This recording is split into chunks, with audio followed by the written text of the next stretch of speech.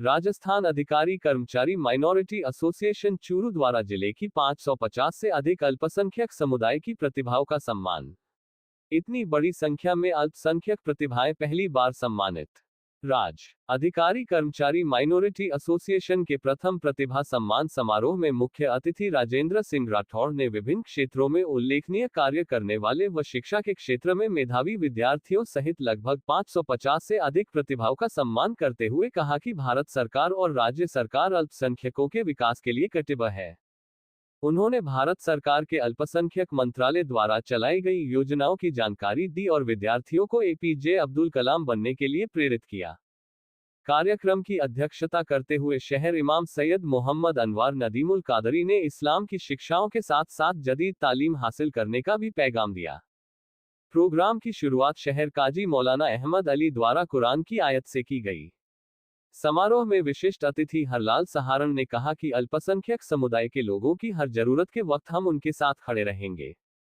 राजस्थान मदरसा board के पूर्व chairman हिदायत खान धोलिया ने कहा कि मेरे कार्यकाल के बाद आज तक एक भी मदरसा पैरा टीचर का पद स्वीकृत नहीं किया गया है, जबकि मेरे कार्यकाल में 3500 मदरसा पैरा टीचर के पदों पर भर्ती की गई। इस प्रोग्राम में पूर्व IAS अशफाक हुसैन ने कहा कि सही दिशा में मेहनत कर हर मंजिल को हासिल किया जा सकता है। IAS जाकिर हुसैन ने कहा कि सरकार कोई भी हो, प्रतिभा आगे बढ़ने से नहीं रुक सकती। कोटा टेक्निकल यूनिवर्सिटी के डिप्टी रजिस्ट्रार डॉक्टर गुलाब नबी ने कहा कि तकनीकी, मेडिकल और आर्ट हर क्षेत्र में युवा अपने करियर को ऊंचाई दे सकते हैं। खादिम हुसैन खत्री, अब्दुल हबीब अनवरी, हाजी नत्थू खान, रकमा संगठन के प्रदेश अध्यक्ष अतीक अहमद ने भी मंच साझा किया। मुख्य अतिथि राजेंद्र सिंह राठौड़ को अयूब खान वरिष्ठ विधि अधिकारी PDU मेडिकल कॉलेज ने चांदी से बनी हुई मूर्ति भेंट की। हरलाल सहारण विधायक को डॉक्टर अहसान गौरी एस बड़ी EMHO ने चांदी की मूर्ति भेंट की। प्रोग्राम का शानदार और सफल संचालन प्रोफेसर डॉक्टर शमशाद अली और प्रधानाचार्य मुकुल भाटी ने किया। रकमा के चूरू जिला अध्यक्ष मोहम्मद नियाज खान व प्रदेश वरिष्ठ उपाध्यक्ष डॉक्टर कादिर हुसैन ने रकमा संगठन की तरफ से आयोजित इस प्रोग्राम में जिले से आए हुए समस्त जनों का आभार व्यक्त किया। रकमा संगठन से जुड़े हुए doctor MM Sheikh, Asgar Ali Joya, doctor Sajid Chauhan, Mohammad Wasim Ali Bhati, Abdul Mannan Mazhar, Jameel Ahmed, Bilal Ahmed, Mohammad Akram, Mohammad Anwar Qureshi, Hasim Khan, Farman Khan, Ilyas Khan Naswan, Ramzan Khan Nawakur आदि उपस्थित रहे।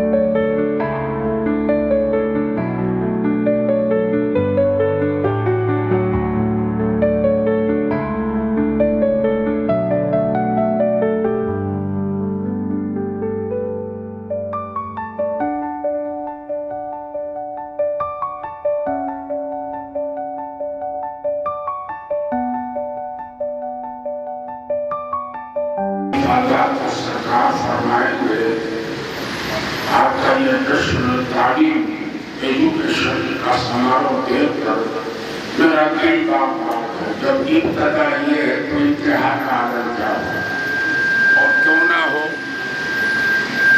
हो ऐसी अजीब तरीन हस्तियां जिनकी भाग दौड़ धूप से एजुकेशन का इस म्यार तक पहुंचा है, ये दो शब्द नजर करता हूँ सामने के।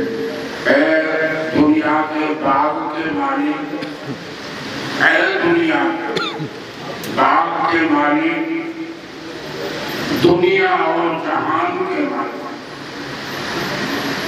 दूसरा किस्सा कोई नहीं है, दूसरा दाता कोई नहीं है। बिलखुसूस आज समारोह में तालीम योग्यता उनके बारे में कि दिल में वतन की उल्फत और खिदमत कौम के काबिल कर दे। हिम्मत दे कुछ काम करे हम, जब मैं वो नाम करे। अस्सलाम वालेकुम। खुदा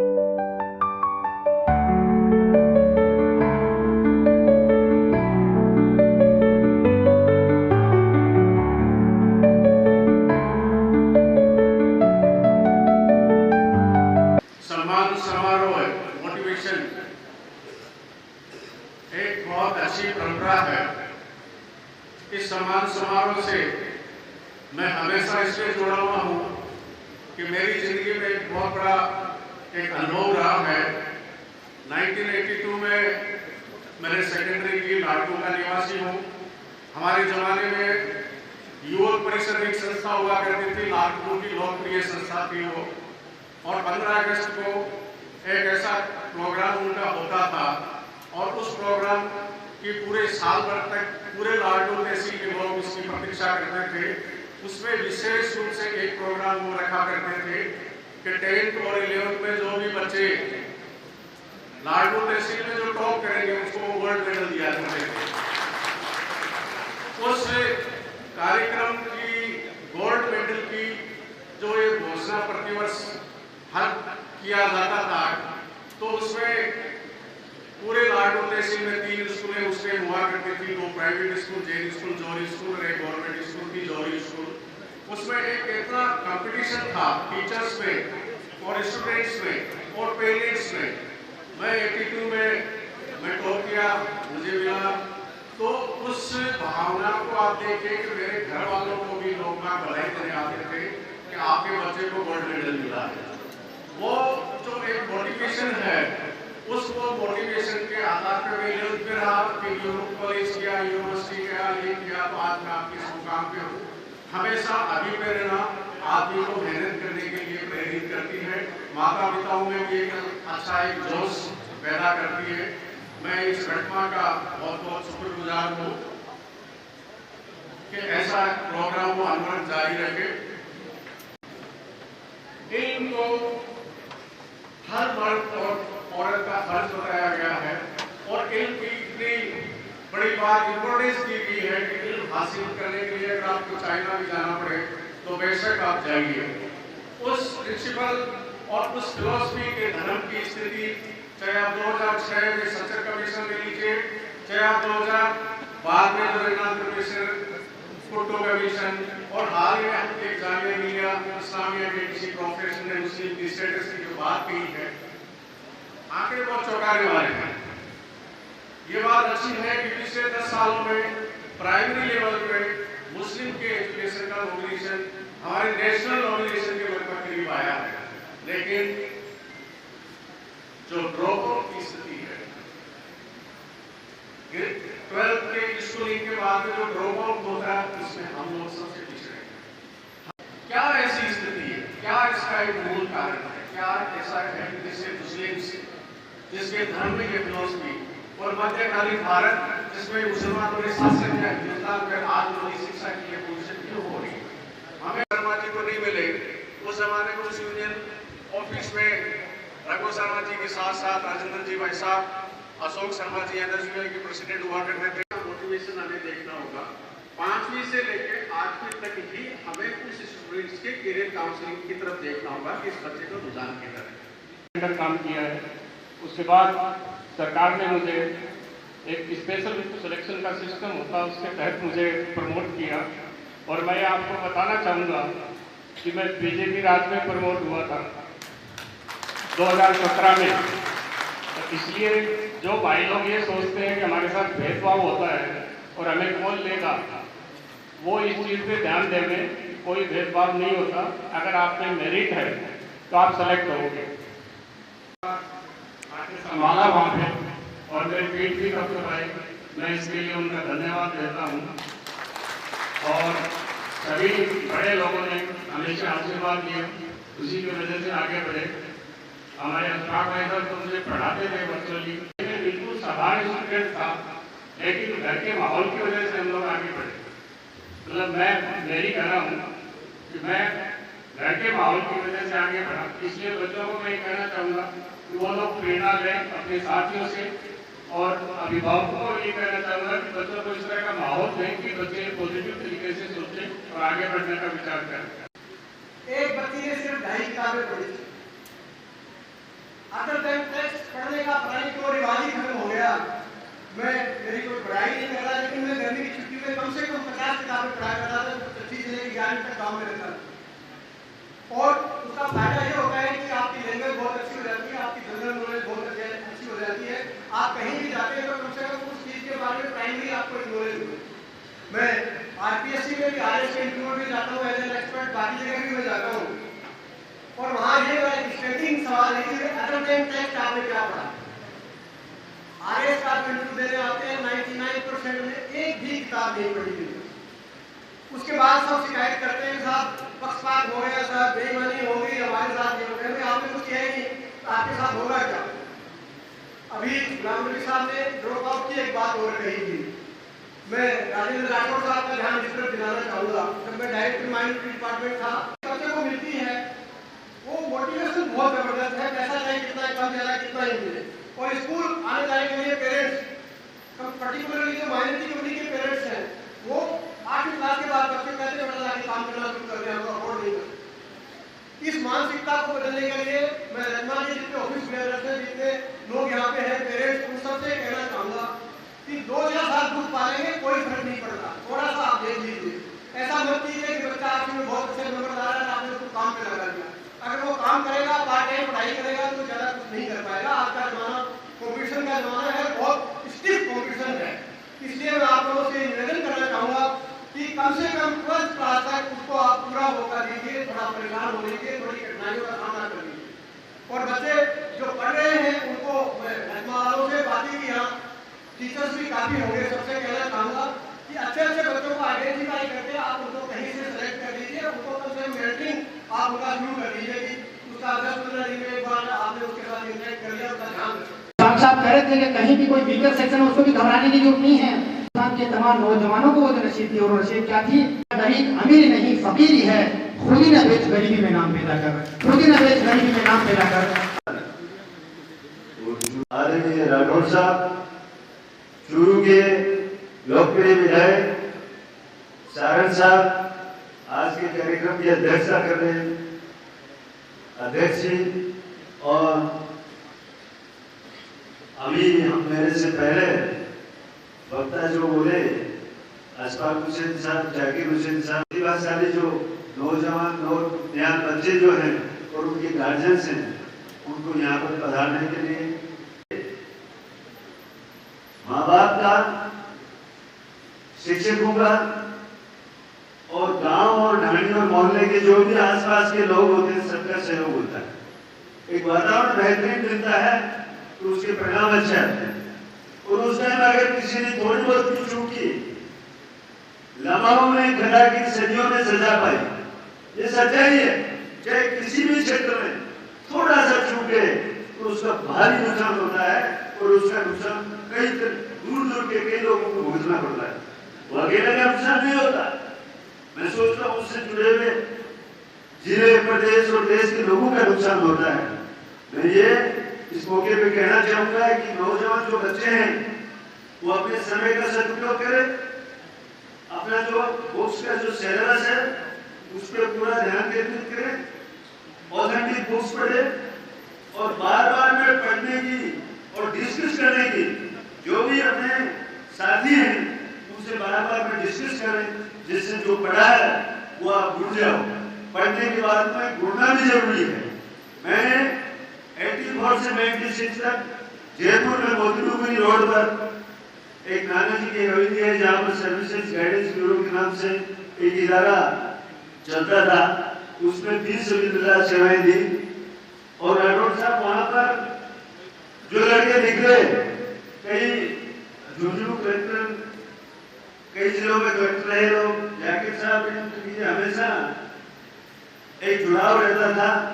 कई आरएस अधिकारी निकले, कई आईपीएस निकले, जो सब इंस्पेक्टर में रिक्रूट हुए, वो एडिशनल एसपी की पोस्ट से रिटायर हो गए, कई हो रहे हैं। मगर मैंने ये महसूस किया कि जो गांव ढाणी से जो लड़का ये मन बना के आया था कि मुझे कुछ करना है, वो कामयाब हुआ। और जिसने वक्त को संभाला नहीं, वक्त के साथ कदम से कदम मिला करके चला नहीं, वो बिछड़ गया। इसलिए चाहे किसी भी क्षेत्र में जाए, चाहे आप स्टडी करें, चाहे सर्विस करें, चाहे व्यापार करें, चाहे राजनीतिक क्षेत्र में हो, सामाजिक क्षेत्र में हो, वक्त के साथ कदम से कदम मिला के चलना जरूरी है। चल रहा था, गुलाब चंद जी गरारिया वहां बैठे थे, हरिशंकर जी बावड़ा बैठे थे, मोहनलाल जी शर्मा बैठे थे, नाथ सिंह जी लालमी बैठे थे। मोहनलाल जी शर्मा तत्कालीन प्रदेश अध्यक्ष हुआ करते थे, तो उन्होंने कहा कि भाई आप लोगों को कैसा महसूस हो रहा है, अब तक समाज के प्रति आप लोग कितनी जवाबदेही महसूस करते हो और पार्टी के प्रति कितनी जवाबदेही महसूस करते हो। विचार व्यक्त करें।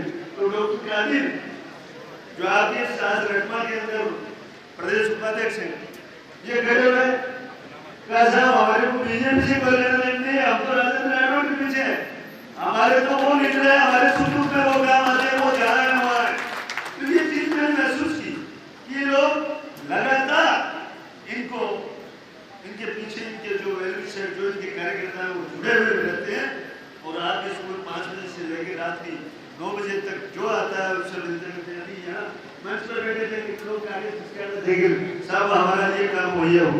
मैं ये कहना चाहूंगा कि ये प्रतिभा सम्मान समारोह ये विषय ये नहीं है, लेकिन मैं आपको ये कहना चाहता हूँ कि किसी व्यक्ति को अगर आपको मजबूती देना है तो निश्चित रूप से आपको एकजुट होकर देना चाहिए और उसका परिणाम भी आप ही लोगों के हितों में आता है। मैं इस बात को विराम देते हुए एक बार फिर से कहना चाहूंगा कि यूनाइट रहें, संघर्षशील रहें, विकसित भारत बनाना है तो पहले अपने आप को विकसित करें, अपने परिवार को विकसित करें, अपने समाज को विकसित करें, निश्चित रूप से प्रदेश और देश विकसित होगा। इसी के साथ मैं मेरी बात को खत्म करते हुए स्टेट सुनाना चाहता हूँ, लिखी है जो शाही से वो तहरीर बदलेंगे, मुल्क के हर शख्स की तकदीर बदलेंगे, गली कुचा करो दीवार वासिंदे यही होंगे, चेहरे की मायूसी की तस्वीर बदलेंगे। हिंदुस्तान जिंदाबाद, भारत माता की।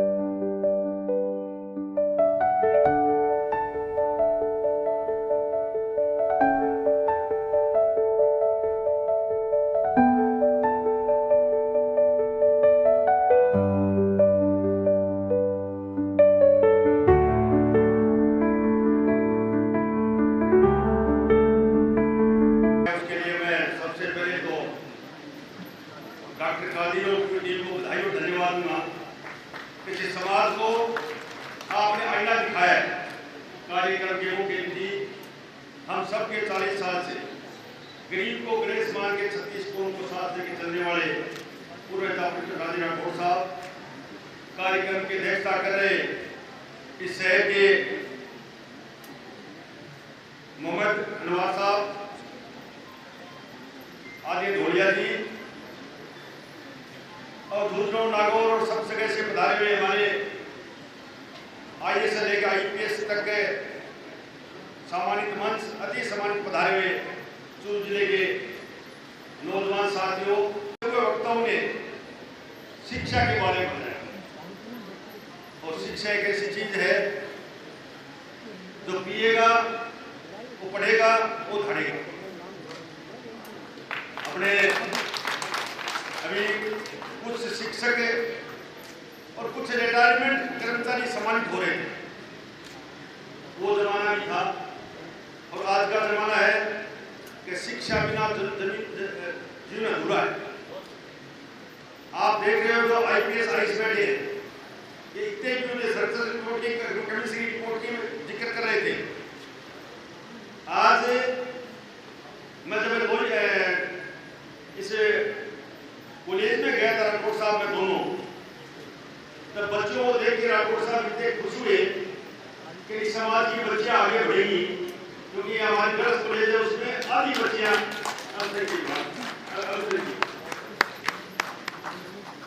मगर धीरे धीरे ये अभी आज एक समान आगे दिखाने का है। आप अभी आज भी अभी हमारे राठौर साहब ने जब पोस्टिंग हो रही थी तो कुछ लोग मेरे पास आए तो राठौर साहब ने कहा कि अपने वो ये जो जेल में ट्रेनर बनी है इन बच्चों को ज्यादा से ज्यादा तू कैसे रख सकता है? तू मगर वाले तो आप हो, बोले मैं तो लिख के दे रहा हूँ, आप लिख दीजिए, उससे साइन मैं कर रहा हूँ। और आपको बता रहा हूँ यहाँ 10 बच्चियां हैं जेल और जीएन आपके जवाब एक काम के 2 तारे हैं हिंदू और मुसलमान। देखा होगा आपने और दूर के नहीं बैठे भी देखते हैं आज तो व्हाट्सएप बहुत चलता है। पर धोलिया जी जिस प्रकार का कभी किसी के समाज कोई भी समाज हो, इन्होंने हर टाइम देखा कि कोई गरीब समाज आगे कैसे उठे, चाहे अल्पसंख्यक हो, चाहे SC का हो, चाहे और किसी कौम का हो, इन्होंने कभी समाज की बात सोची नहीं। सोचा अंतिम छोर पर कौन बैठा है उसको शिक्षा कैसे मिले, उसको आगे कैसे बढ़ाया जाए। ये शिक्षा एक महत्वपूर्ण चीज है। इसमें अभी मेरे स्कूल में होता कह रहे थे नौकरी एक्स्ट्रा कैसे आप क्या काम कर सकते हो। अभी मेरे से पूरे बोल रहे थे कि बेटे की 40 लाख रुपए सैलरी है साल की।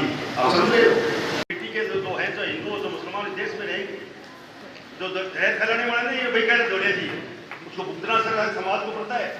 इसलिए किसी गलती मत करना। आप तो पढ़ लिख के आगे बढ़ोगे तो अपने आप सारी गलतियां पूरी हो जाएंगी। और मैं इस अवसर पर ज्यादा नहीं कहूँगा, हमारे मित्र साहब मेरी बार बार मेरे तरफ देख रहे हैं। राठौर साहब से स्वास्थ्य मंत्री से लेकर आज तक नौकरी कहाँ की थी मेरे साहब ने यहाँ, और मैं इसके पीछे पड़ा हूँ इनके, तो आप दोबारा लोगों ये लगना नहीं चाहते। मैं इसलिए बात कर रहा हूँ आपके समाज में भी 2 लोग आगे आगे नीचे बैठे हैं। डॉक्टर साहब मेरे को एक दिन टेलीफोन किया गोरे साहब ने कि क्लास को खराब हो गया, मेरे को पता नहीं है। तो बोले ऐसा नहीं हो जाए, राजेंद्र राठौर पटा है सोचना ही मतलब हम तो कराएंगे नहीं, वो गलती हो जाए पहले के बाद आपसे कोई गलती हो जाए तो किसी से हमारा क्लास हो सकता है। मैं ये भी बताना चाहूंगा कि आपके जो पिताजी स्वर्गीय उतम सिंह जी राठौर साहब राजस्थान प्रशासनिक सेवा के ईमानदार अफसर रहे हैं और पूरे सूबे में उनकी एक अलग पहचान थी। आपको सियासत कोई विरासत में नहीं मिली है, आंखों में रहा, दिल में उतर कर नहीं देखा। कश्ती के मुसाफिर ने कभी समंदर नहीं देखा। जिस दिन से चला हूं मैं मेरी मंजिल पे नजर थी, आंखों ने कभी मील का पत्थर नहीं देखा। ये फूल मुझे कोई विरासत में मिले हैं, तुमने मेरा कांटो भरा बिस्तर नहीं देखा। राजा साहब मैं तो बहुत बताना चाहता हूं 1979 में राजस्थान यूनिवर्सिटी में प्रेसिडेंट के तौर पर आप इलेक्ट होकर के अपना राजनीतिक करियर की शुरुआत की और 7 बार के विधायक। और अभी मैं देख रहा था, एक बात तो मैं कहना चाहूंगा, सोशल मीडिया का जमाना है, आप बॉलिंग कर रहे थे और विश्वराज शॉट मारने की कोशिश कर रहा था, लेकिन आप उसके विकेट नहीं गिरा सके। लेकिन सियासत के पिच पर आपने कईयों के विकेट गिराए हैं, कईयों को बोल दिया है। आपसे मुखातिब है जनाब राठौर साहब। शिक्षा के भाई में आहुति डालनी है, उसके लिए प्रेरित करने करने वाले आदरणीय जाकिर जी, इस्फाक जी, गुलाम नबी जी, खत्री साहब, वो कर्मचारी, वो समाज सेवी जिन्होंने अपने व्यक्तित्व से, अपनी मेहनत से, अपनी लगन से उन सपनों को छू लिया जो आपके मन में कभी आए होंगे। ऐसे सभी सम्मानित होने वाले प्रतिभाएं और मित्रों, इस टाउन हॉल के प्रवेश द्वार पर एक उद्घाटन का पत्थर लगा है। तत्कालीन मुख्यमंत्री भैरव सिंह जी शेखावत और मेरा नाम उसमें अंकित है। मैं इस्फाक जी बैठा बैठा सोच रहा था कि इन वर्षों में इसी टाउन हॉल में मैं कितने समाजों के, कितने वर्गों के प्रतिभा सम्मान समारोह में हिस्से ला रहा। गिनते गिनते उंगली पर सैकड़ों से ज्यादा ऐसे कार्यक्रम मेरे आंखों के सामने चलचित्र की बातें घूमने लगी। आज यह अनूठा नजारा मैं देख रहा हूं। अल्पसंख्यक अकलियतों की प्रतिभाओं का पहला सम्मान देख रहा हूं। मैं माइनॉरिटी एसोसिएशन के सभी आयोजकों को किन शब्दों से धन्यवाद दूं। इन प्रतिभाओं को मैं मंच पर आते हुए देख रहा था, कितना आत्मविश्वास था, और सामने इनके परिवारजन हसरत भरी निगाहों से अपने बच्चों को सम्मानित होता देख रहा। ये इस प्रकार के कार्यक्रम निश्चित तौर पर एक प्रेरणा का वातावरण तैयार करते हैं। सामने बैठा बच्चा सोचता है कि आज नहीं तो कल मैं क्यों नहीं, पर इस सब के बीच में इस बात पर भी सोचना पड़ेगा, हम आजादी का अमृत महोत्सव मना रहे हैं। हिंदुस्तान को दुनिया लोकतंत्र की जननी कहती है। इसी हिंदुस्तान के अंदर जनाब जाकिर हुसैन जी यहाँ के सर्वोच्च पद राष्ट्रपति पर रहे। मिसाइल मैन के नाम पर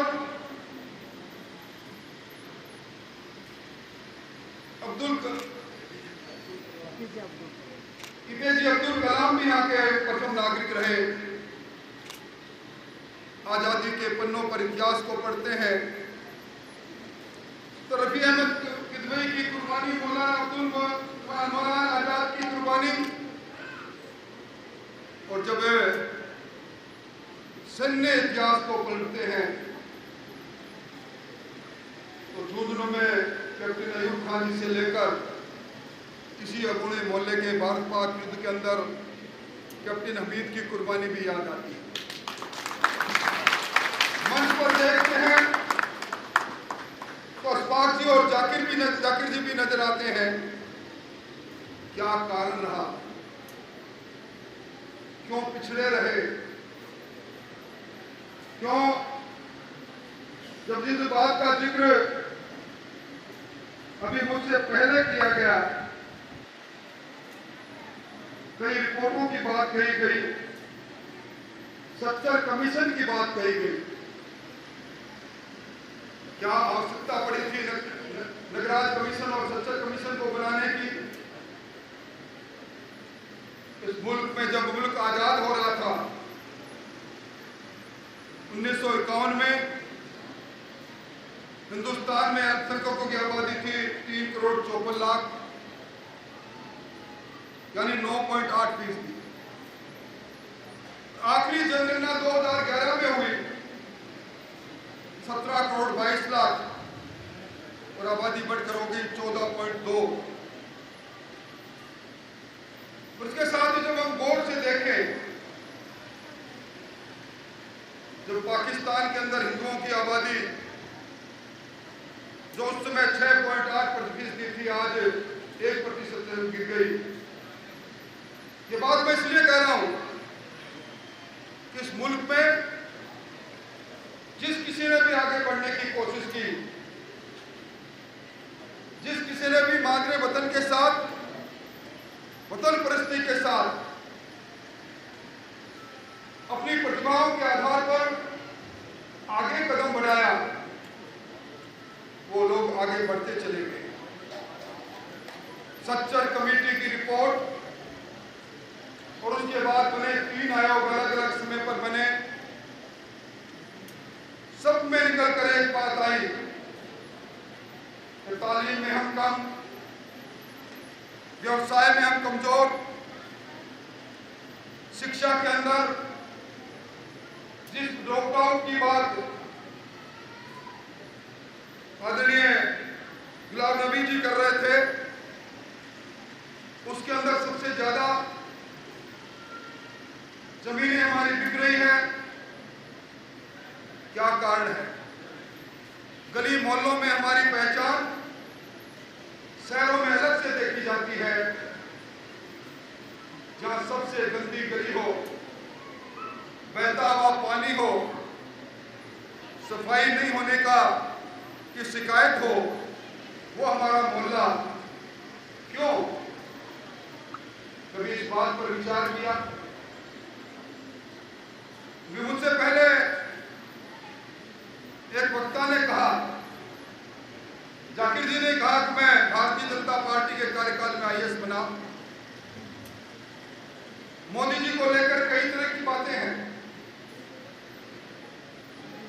पर मैं आपको निवेदन करना चाहूंगा, 8 ऐसे मुस्लिम देश, कुवैत, इजिप्ट, बहरीन, UAE, फिलिस्तीन, अफगानिस्तान, सऊदी अरब, मालदीव, और इन 8 देशों में जो सर्वोच्च नागरिक पुरस्कार है, वो मोदी जी को इन देशों के राष्ट्रीय अध्यक्ष ने इसलिए दिया, उन्होंने कहा कि आपने 3 तलाक को समाप्त किया, आपने अलग अलग योजनाओं के माध्यम से सबका साथ, सबका विश्वास और सबके विकास की बात कही। अभी सोचे बैठकर, जो इस्लाम को मानने वाले देश हैं, वो हमारे प्रधानमंत्री को सर्वोच्च पुरस्कार से पुरस्कृत करते हैं, हमें ये कहकर डरा दिया जाता है कि ये नागरिक आचार संहिता का जो संशोधन है, वक्त में लेकर जो संशोधन है, वो आपके विरुद्ध में है। किसी ने देखने की कोशिश नहीं, कौन देखेगा इसको? नागरिकता का संशोधन नागरिकता देने के लिए था, लेने के लिए नहीं। वक्त की बात करूं तो इस चूरू में चले जाओ, वक्त की संपत्ति कहां थी, कितनी रह गई, और कुछ लोग जिनको सिर्फ वोट बैंक के रूप में आपको इस्तेमाल करना है, वो इस मकसद में लगातार कामयाब हो रहे हैं। बात मैं इसलिए कह रहा हूं कि सामने प्रतिमाएं बैठी है, कल जिनका जमाना है, आज सरकार की योजनाएं बनती हैं, उन योजनाओं में किसी योजना में बता दो आप, लिखा हो कि इस योजना का लाभ अल्पसंख्यक नहीं उठा सकता। जन धन योजना बनी, प्रधानमंत्री आवास योजना बनी, किसानों के सम्मान में निधि उनके खाते में जाने लग गई, हर घर में जल जीवन मिशन से पानी आने लग गया। मैं आंकड़े देख रहा था बैठा बैठा, किसी में 42%, किसी में 31%। मुद्रा जैसी योजना के अंदर हमारे जिन अखिलेश के भाइयों ने आवेदन किया, उनका स्वीकृत होता चला गया। बात इसलिए कह रहा हूं कि अब देश बदल गया है। आज कर्नल सोफिया कुरैशी कौन थी? ऑपरेशन सिंदूर के अंदर जब पहलगाम के आतंकवादियों ने जो घटना की, मानवता के विरुद्ध में आतंकवादियों के ठिकाने ध्वस्त हो रहे थे, उसकी प्रेस कॉन्फ्रेंस कौन कर रहा था?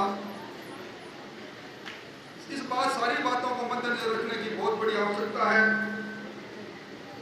प्रधानमंत्री जी की सीखो कमाए योजना, नई मंजिल योजना, नई रोशनी योजना, हमारी धरोहर हमारे उस्ताद योजना, अनेकों योजनाएं हैं।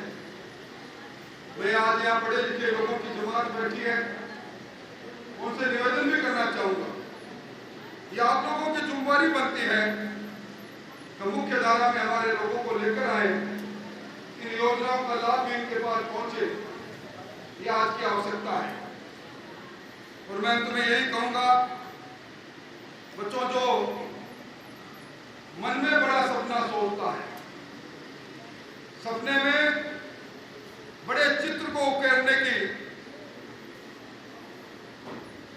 इच्छा रखता है, सपना उसी का पूरा होता है। आप में प्रतिभाओं की कमी नहीं।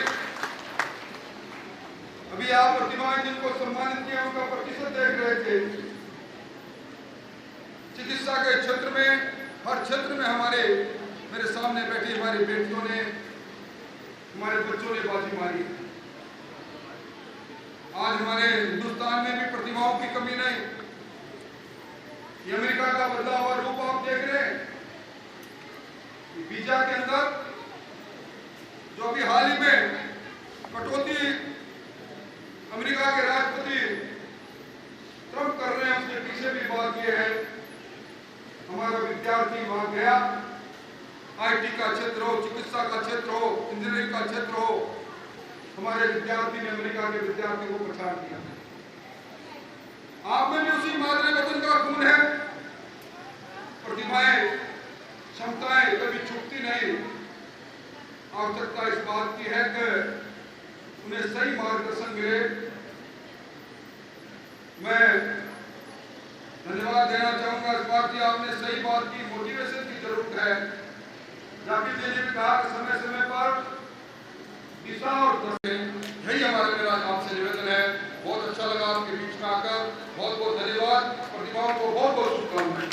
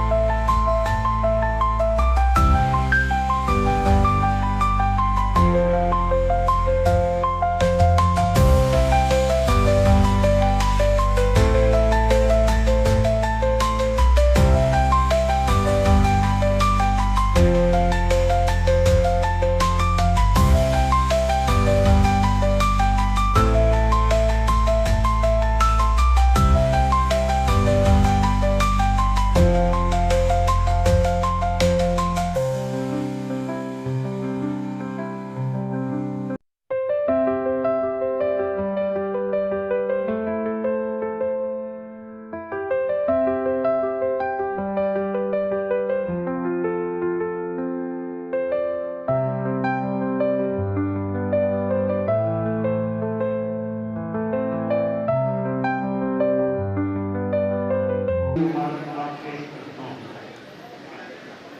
आपने इंतहाई जाफशानी के साथ में, पूरी मेहनत और लगन के साथ में इस प्रोग्राम का आयोजन किया, इनेकाद किया, एहतमाम किया। अल्लाह रब्बुल इज्जत से दुआ है कि आपको और इस रत्ना को दिन दूनी रात चौगुनी तरक्की अता फरमाए। मंच पर मर्द आहल अजीम शख्सियत, लोह पुरुष, फख्र राजस्थान, आली जनाब राजेंद्र सिंह जी राठौर, हाफिज अजीज शख्सियत, दिलों में घर करने वाली शख्सियत, मेरे जनाब अल्लाह जी सहारन, और इस देश के ऊपर वो जिन्होंने अक़लियत के लिए भरपूर काम किया, और वो जो अक़लियत के लिए हिदायत का रूप रखते हैं, सरापा हिदायत है। जनाब हिदायत खान जी बोलिया, साबिक मदरसा बोर्ड चेयरमैन, आपके दौर के अंदर बड़ा काम हुआ, बहुत ज्यादा काम हुआ। वो मंजिल बड़ी कठिनाइयों से मिलती है और संग्राम खाक रास्तों से होकर के उस मंजिल तक पहुंचा जाता है। और ये वो मंजिल है कि जिस मंजिल के लिए ये कहना भेजा नहीं होगा कि इन पत्थरों से होकर अगर आ सको तो आओ, इन पत्थरों से होकर अगर आ सको तो आओ, मेरे घर के रास्ते में कोई कहकशां नहीं है।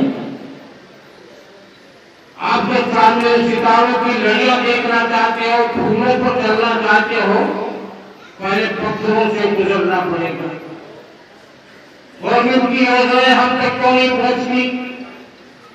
वो इसलिए नहीं पहुंचती कि हमने अपने समाज के अंदर अगुवाई करते हुए कोई योजना तैयार नहीं की, हमने कोई संगठन तैयार नहीं किया है जो गवर्नमेंट के दरमियान में इसको मादरे इल्मी कहते हैं। ये शिक्षण संस्थान इल्म की मां है। हिंदुस्तान को हम मादरे वतन कहते हैं। माँ का मकाम इतना बुलंद है, माँ का दर्जा इतना बुलंद है। मैं माओं को अपने बच्चों के साथ में जो मंजिलों को, सितारों को छूने की कोशिश कर रहे हैं, सितारों पर कमंदे डालने की कोशिश कर रहे हैं, उन माओं को मैं देखता हूँ। बाप से जो है अबुल इल्म जो है, इनका बाप किसी मदरसे को नहीं कहा जा सकता। हिंदुस्तान को इल्म का बाप नहीं है, हिंदुस्तान को अबुल हिंदुस्तान नहीं कहा जा सकता, मादरे इल्मी, मादरे वतन कहा जाता है। तो माओं का के लिए जरूरी है, मैं माओं से मुखातब हूँ कि अगर आप जो है वो बच्चों की तालीम और तरबियत की तरफ जोर देंगे, और यही जोर दे रहे हैं, जिसकी वजह से आज बच्चे ऊंचाइयां छू रहे हैं।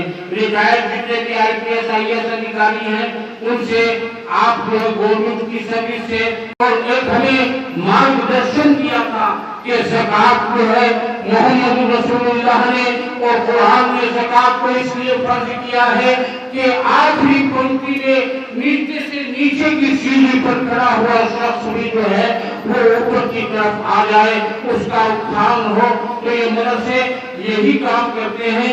और इन मदरसों के अंदर आप अगर वो योजना जो यूपी के अंदर चल रही है, वो योजना जो बिहार के अंदर चल रही है मदरसा बोर्ड की, तो वो अगर योजना और वो सारे तरीके अगर आ जाते हैं, तो फिर आप देखेंगे कि राजस्थान का माहौल